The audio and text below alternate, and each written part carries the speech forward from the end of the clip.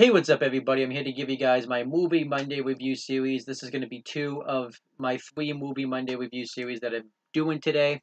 And this one is called Half Nelson. I watched this movie a little over 2 weeks ago. Um, and I just never got a chance to review it that week just because I was much too busy that Monday and I've been busy with homework and stuff like that. I wanted to have had this up earlier, but life didn't work out that way. So I'm here to give you guys the review now. Um, and I just want to say that when I review this movie, I'm not gonna, which is called Half Nelson. It's in the title. I don't know if I said it or not.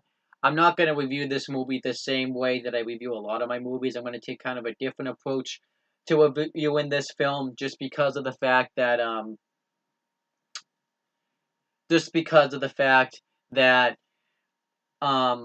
this movie's kind of different than a lot of films I've ever seen before. Um, it has like a different it has a different storyline. I mean, it's the storyline's not different, but it has a different approach to this movie that I feel like if I reviewed it scene by scene, I wouldn't really be doing the movie justice. I'm still though gonna go over like who directed it and stuff like that first. I'm gonna do that right now, and then I'll do it that way. So this movie was directed by Ryan Fleck, and it was produced by. It had five producers. Um, Jamie um, Herodikoff, Alex um, Olofsky, Lynn Lynette Hull, Anna Bowden, and Roseanne um, Cohenberg. I probably messed up like half of those names, but I'm not very good at pronouncing stuff, so those are the names I'm just gonna go with. And it was also written by Anna Bowen and Ryan Fleck. So Ryan Fleck and Anna Bowen wrote the movie, and one of them at least produced the movie, and one of them directed the movie. So I think that's kind of cool. And the music was done by Broken Social Scene. The cinematography was done by Andra um, Hokic. I don't know if that's how you say that name. And it was edited by Anna Bowen. So Anna Bowen also she wrote the movie, produced it, and edited the movie. And this movie was distributed by Think Film, which I don't even know if it's still around anymore. I guess I could look it up, but uh, yeah, it actually started in 2006. Um, and the movie itself has 2 release dates. The first one was released on Sundance, which is like an independent film festival, and it was released on January 23rd, 2006. And in the United States and everywhere else, it was released on August 11th, 2006. I guess they released these movies um, at like short independent films just to kind of see how the movie's gonna do, which I obviously makes sense, because if it fails there, then it's gonna probably most likely fail everywhere else. But like I said before, I'm not gonna go through this movie scene by scene and stuff like that because there's a bigger story that I think kind of needs to be talked about, and I'm gonna kind of review the movie in a different type of way. I really liked this movie. I thought this movie was actually a great movie. Um, Essentially, the storyline in this movie is um, kind of about addicts and drug use, pretty much. Um, Pretty much the storyline is everybody's kind of coping with some sort of drug and some sort of um, addict, and there's this 13-year-old girl who's kind of in the middle of all of that, and the movie really does a good job of kind of showing you her perspective and kind of who she should be hanging out with, and kind of wonders if she's hanging out with the right crew. I like the way, and this movie really did a good job of kind of setting that tone. I like the way the movie really starts off, where it shows the main character in the movie, Dan Dunn, who is a history teacher at the at Brooklyn High School, at at a Brooklyn school, and it's pretty much all um, African Americans that go to that school. And um, Dan Dunn, though, I liked the opening scene where it shows him depressed after he's done like a bunch of drugs. I really liked it because it really did a good job of setting the tone of what the movie actually was about. And Dan Dunn um, pretty much is a drug addict. Um, that's pretty much what he is. Um, he has trouble with drugs, but he's actually a school teacher. He gets involved very heavily at the school. He's not only the school teacher, but he's also the girls' basketball coach. And um, what else? But and but when he's the school history teacher, he doesn't follow the school's curriculum of how they want him to teach. He's kind of teaching the kids their way, which the term for that is called um, dialects, which is kind of like taking the meaning of something and kind of trying to find your own perspective on it. And he kind of tries to get his own perspective on what he thinks history really means. Um, something that happened in the past and being able to learn from it. And I really like this because he actually looks like a really down to earth teacher. But like I've been talking about, you can really see that he really has some struggles throughout this movie. Um, he his ex girlfriend Rachel called him a ton of times, and after a basketball game, she went and saw him, and they ended up having coffee together and stuff. And we find out that they both were drug addicts, and they both um, ended up kind of having to um, they both tried to go into a program to get themselves clean, and it really wasn't for Dan. It really wasn't for him. But he really didn't fit in with everybody very well, and he didn't. It didn't help him get clean, but it helped. Um, it helped Rachel get clean. She ended up getting engaged and meeting her fiance in that group. And we found out that her mom's sick, which doesn't really get brought up with throughout the rest of the film. And you can see that she's doing well. And I think Dan seeing her kind of made him a little bit upset because she's doing very well in her life without, but he's still addicted to drugs. And not just that though, but he later on in the movie he goes to his parents' house and his family's house, and um his parents' name his mother's name is Karen. I'm sorry, no, I messed up. His mother's name is Joe Dunn. His father's name is Russ Dunn, and his brother's name is Jeff Jeff Dunn. Which I don't know. I believe that's a comedian, if I'm not mistaken. And his brother has a girlfriend named Cindy. And Dan really hasn't enjoyed himself, but he's trying to make jokes. And we can kind of see that even Dan's family's kind of gone through some struggles. They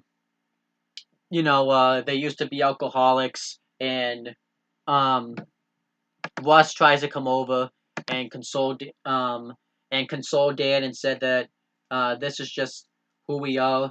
And we found out that they used to kind of be a part of the wars. And Dan, talks to his mom about it, saying that they fought what they believed in, and you guys made a difference, and I'm not going to be able to really make much of a difference. And Dan's parents really don't believe him.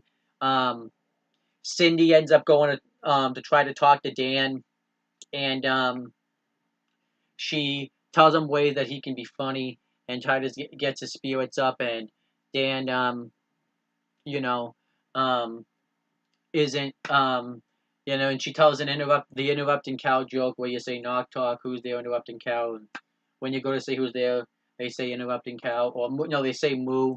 I used to hate that joke. My sister used to do that to me all the time.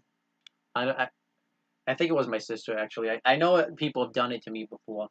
Um, and you could just kind of see that Dan's life, um, really is very depressing.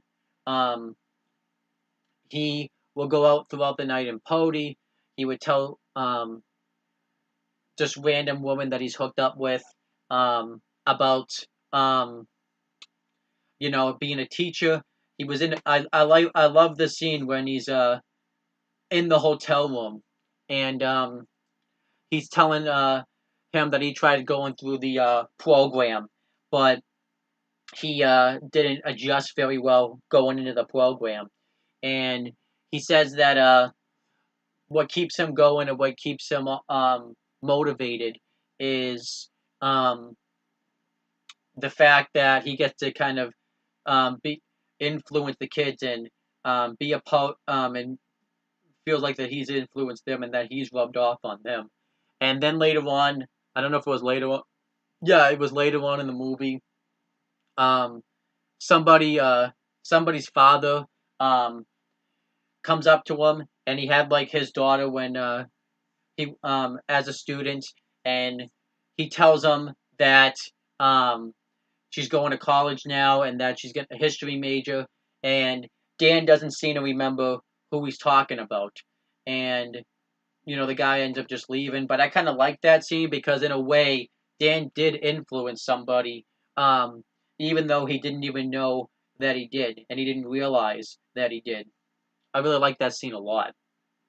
And um, Dan then ends up starting to date this girl, Isabella, who is, I believe, the Spanish teacher, but I might be wrong on that one. Um, and they start seeing each other, and she asks Dan about the books that he has, and um, you know, um, she jokes around saying that he could be a communist because he has all these communist books, and Dan says, "Well, just because I have all these books doesn't mean I'm a communist."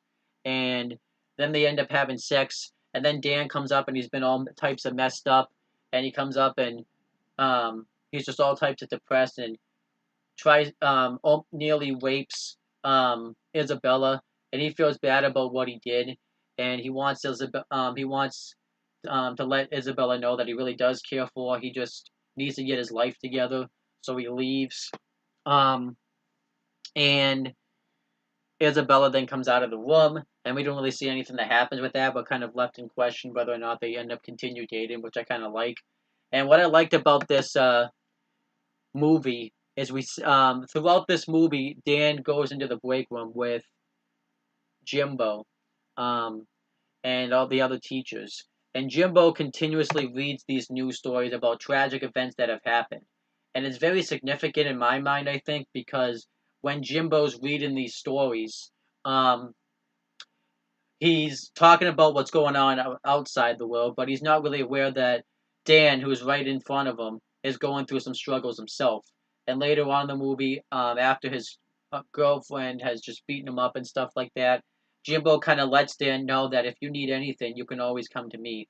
Because it gets to the point where Dan just can't deal with um, the school curriculum anymore and stuff like that.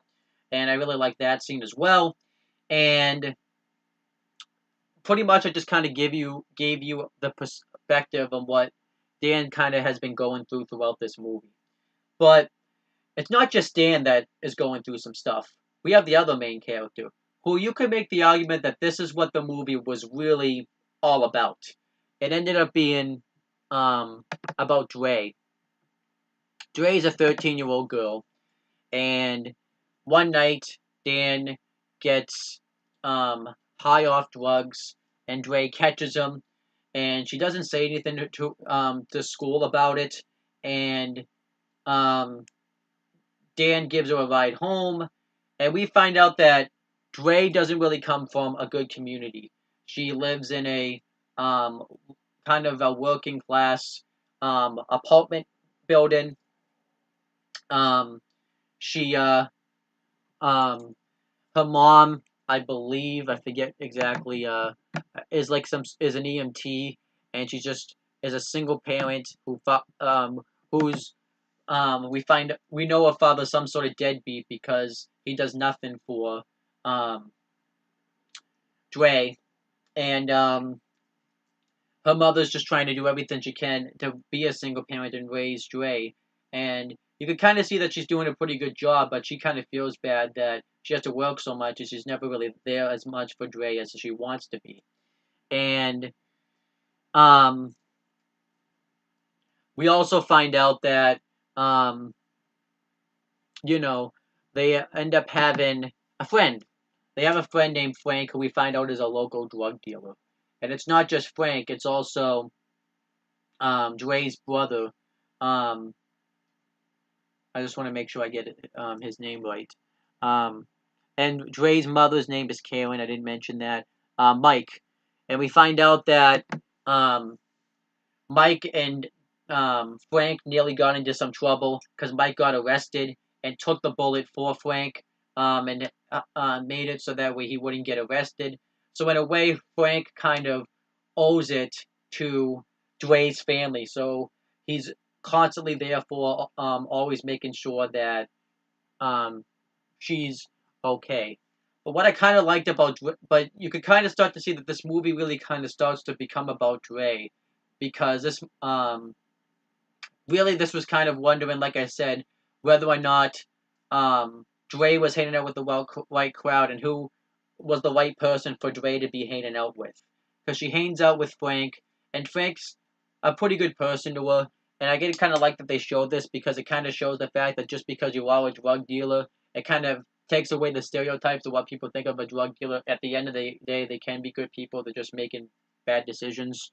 Um, and Frank B's as good as he can to Dre, but you can kind of see that that Frank's kind of influenced her badly in a way. There was a scene where Dre's bike gets stolen, and um, Dre finds the person that ended up stealing her bike and threatens to beat the crap out of him if he doesn't give if he doesn't give her bike back, and she ends up doing it, and he ends up doing it, and Frank's really proud of her, and you can kind of start to see,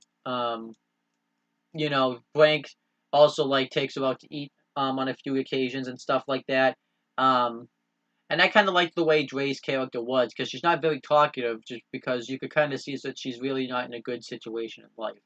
But you could also kind of see that she starts to have some type of a relationship with Dan, um, where he continuously gives her rides home because um, he actually seems to really care about Dre. He wants her to make the right choices, and when she sees that Frank, um, you know, when she sees that she's been hating around with Frank, she knows what Frank's all about because he's the person that he's bought drugs from before. So, um, he doesn't want um, Dre hanging around with him. And I like the scene where Dan ends up going to Dre's house and wants him to stay away from Dre, but um, Dan really has no idea why. He's the person of all people that's saying this because he really isn't that good of a person, but he wants Dre to be around good people, and I really like that scene. It's really a nice scene, and I kind of like it in the sense that when he goes to bring the cat in, this movie also kind of focuses on a little bit of racism issues as well, because people were given reports about when my foot just fell asleep. That's why I was grunting. People were given reports about um, times when African Americans rose against, you know, to get freedom.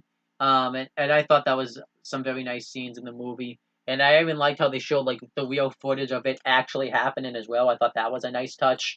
Um, and there was a cat that Dan has, and his cat passed away, which I kind of thought was very sad because that cat was giving him a lot of meat, and he goes to bring the cat in the house, and Frank's kind of like, "What do you think? Just because he doesn't say it, but he implies because Dan is white that he could take care of the cat better than Frank can." And this was kind of symbolic, maybe to Frank thinking that Dan could take care of Dre better than he can because he's white. Um, I really like this scene. And obviously, they have a scene later on where Dre gets locked out of a house when Dan goes to take her home. And um, they go back to his house and they're cutting vegetables because for Dan's date that I already mentioned in the movie with Isabella. Um, and they're actually really getting along.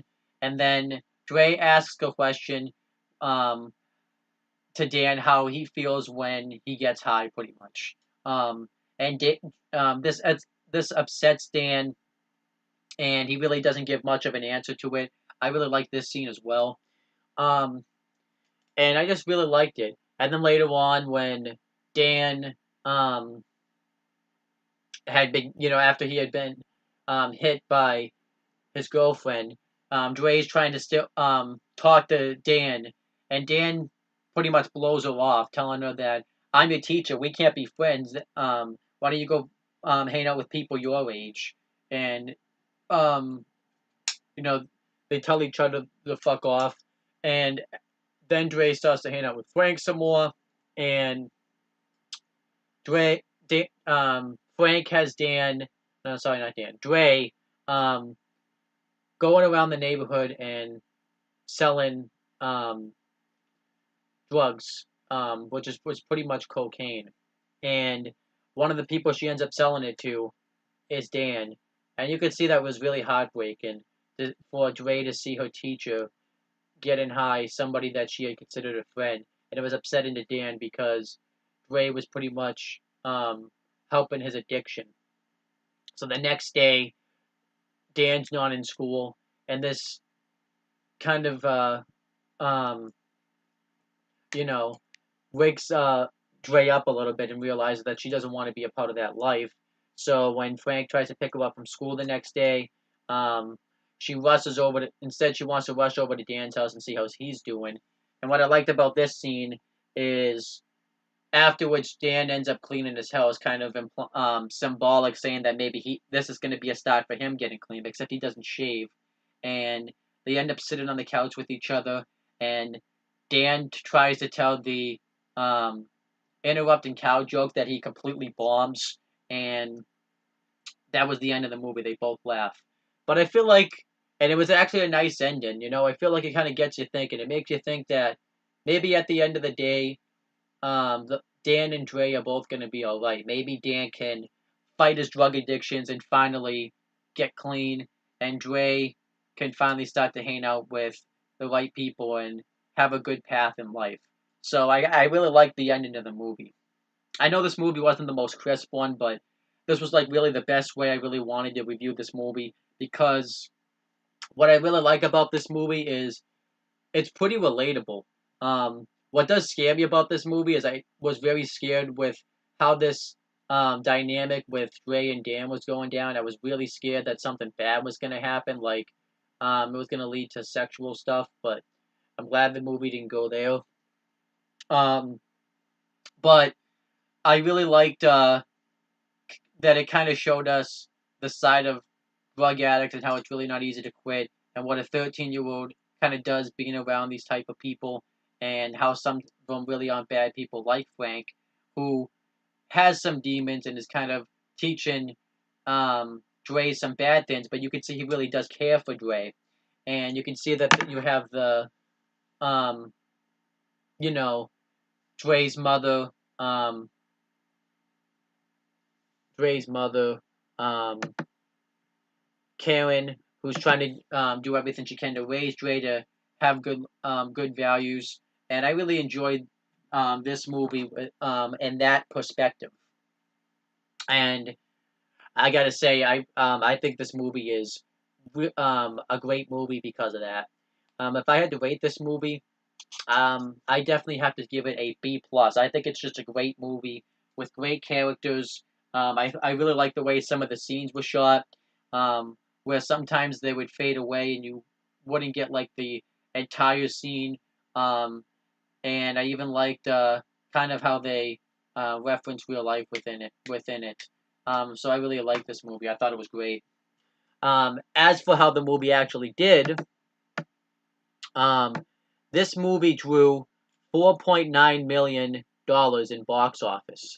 Um, in its opening weekend, um, it opened in 2 theaters, and it made $53,983 in opening weekend. And eventually in North America, it grossed $2,697,938, and internationally it drew $1,962,543. And then obviously worldwide, what it really drew was $4,660,481. And that's really good for a budget that it was only $700,000. It made um, you know, twice as more than what it was budgeted. As for what other people thought of this movie, this is a critically acclaimed movie. A lot of people like this movie.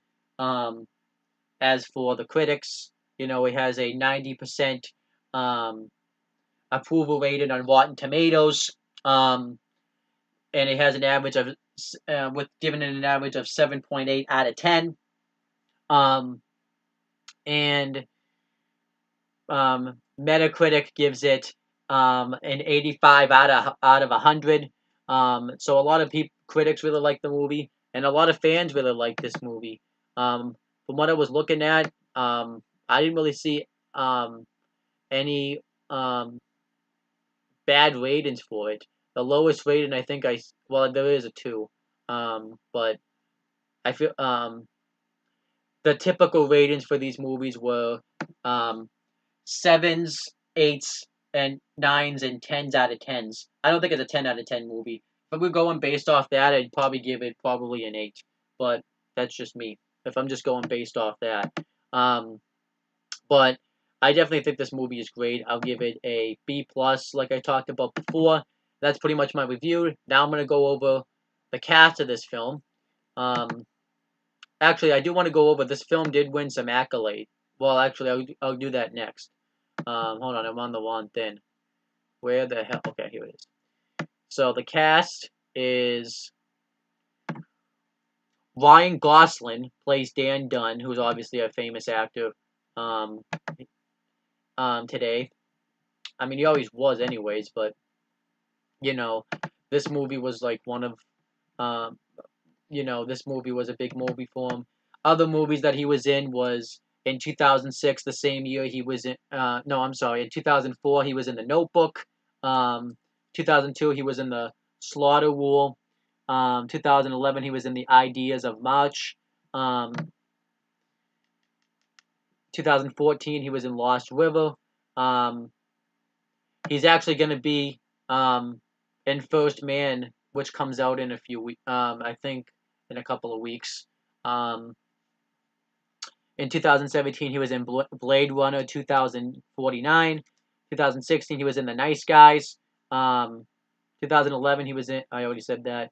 2012, he was in The Place Beyond the Pines, and 2011, he was in Crazy Stupid Love.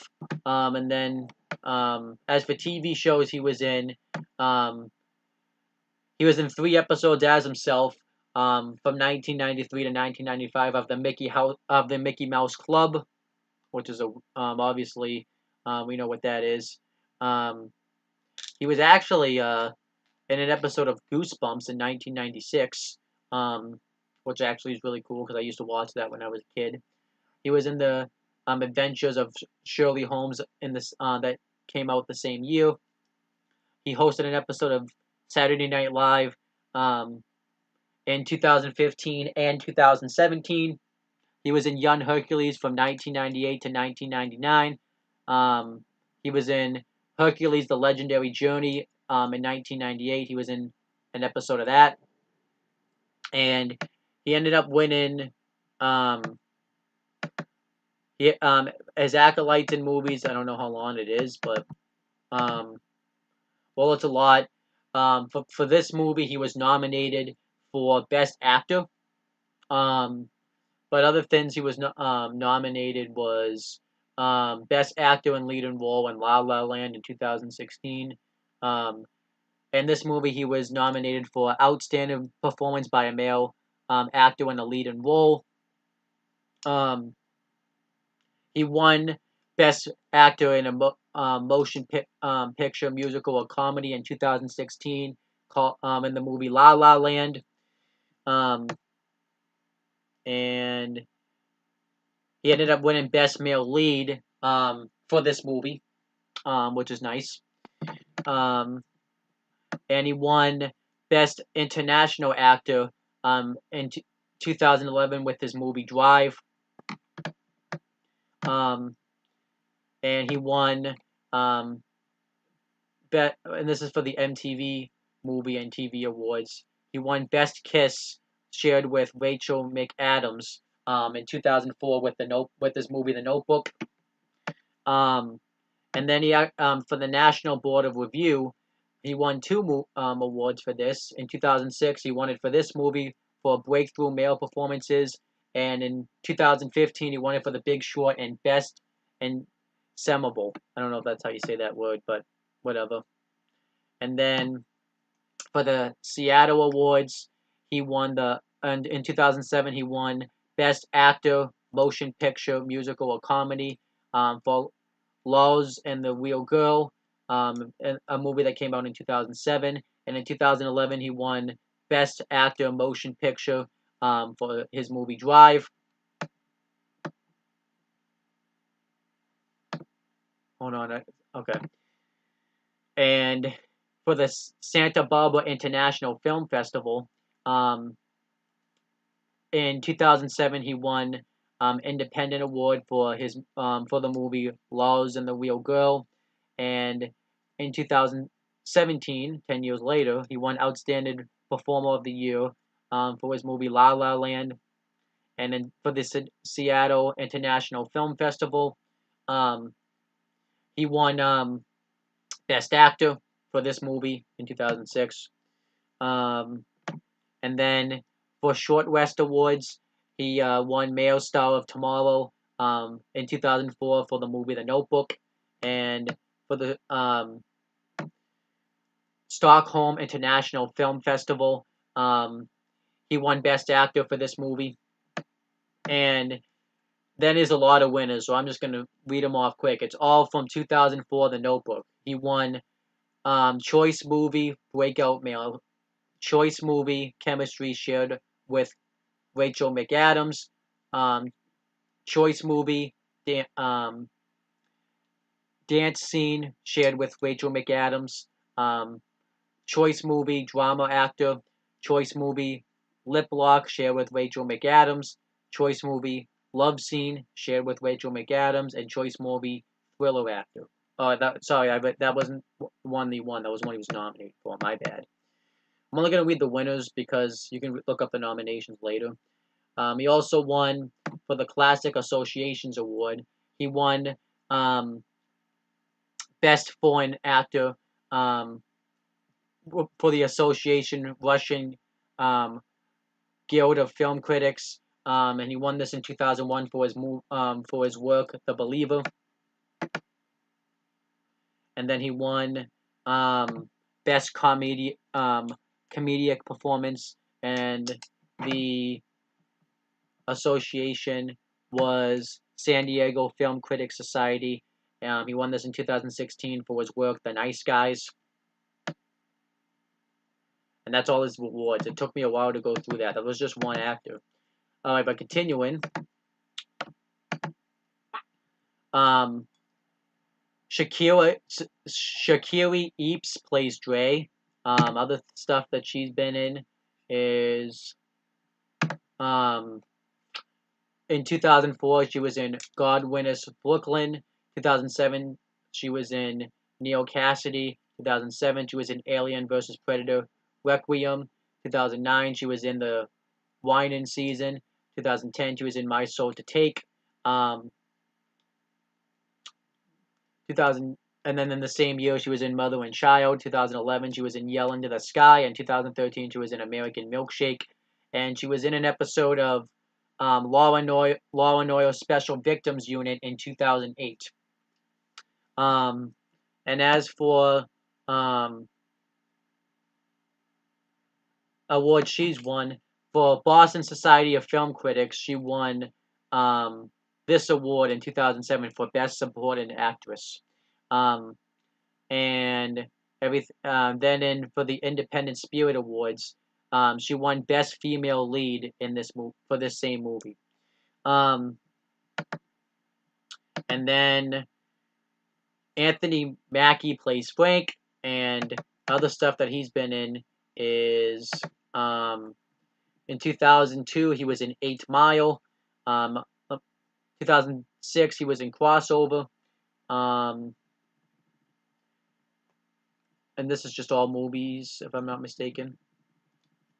He was in a lot of movies, actually. I'm just going to go over the ones that I would know. 2015, he was in Ant-Man. The same year, he was in Avengers: Age of Ultron. 2018, he was in Avengers: Infinity War. I don't know why I couldn't say that word. 2017, he was in Detroit. 2013, he was in Runner Runner, and then he was in Pain and Gain the same year. 2011, he was in What's Your Number? I'm just reading off some random ones.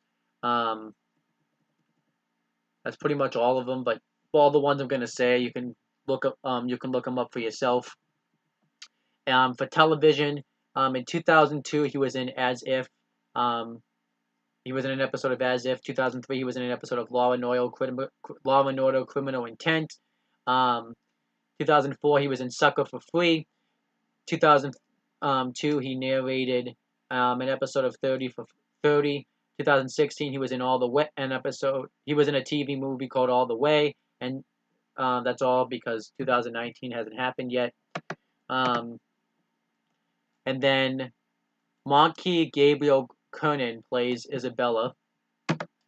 The stuff that she was in, it isn't a lot, so I'll just read it off. In 2001, she was in Bollywood Calling, ironically as Isabella. 2008, she was in that was her role in that movie, which is kind of funny. 2008, she was in The Dark Knight, and in 2009, she was in the first Fast and Furious. And for TV shows, she was in an episode of Dexter. She was in an episode of Law and Order Special Victims Unit. She was in an episode of Sons of Anarchy, The Unusuals, Lie to Me, The Medalist, Elementary, Taken, and Power. And then Denise O'Hare plays Jumbo, who's one of the teachers at the school. And his works, it's a lot because he has his own Wikipedia page. So in 1997, his first role was he was in St. Patrick's Day. He was also in The Anniversary Party in 2001, Sweet and Lowdown in 1999, Heights in 2005, The Babysitters in 2007, Awake in the same year, Milk in 2008, which is a weird movie title, Lizzie in 2018, which was this year, Late Night, no, not yet, The Goldfinch, nope, not yet. Actually, Lizzie's the most recent role he's had. The Eagle in 2011, Duplicity in 2009, Pretty Bird in 2008, and then that's all the ones I'm going to say. And then these next few actors aren't very well known. Starla Benford was Principal Henderson. We saw her a few times in this movie. She got mad at Dan when he wouldn't follow the school curriculum. Nathan Corbett was Terrence, who was a student at the school. Tyree Quavo was Stacy, who was also a student at the school. Jeff Lima played Rudley, who was a student at the school. And other stuff he's been in is I don't know why it's not going in ascending order, it's going in descending order. 2009 he was in Os Balcos. And the same year he was in Mal Chuchi, I don't know how to say these words. 2010 he was in Cop Out. 2011 he was in Gun Hill Control. The same year he was in Mr.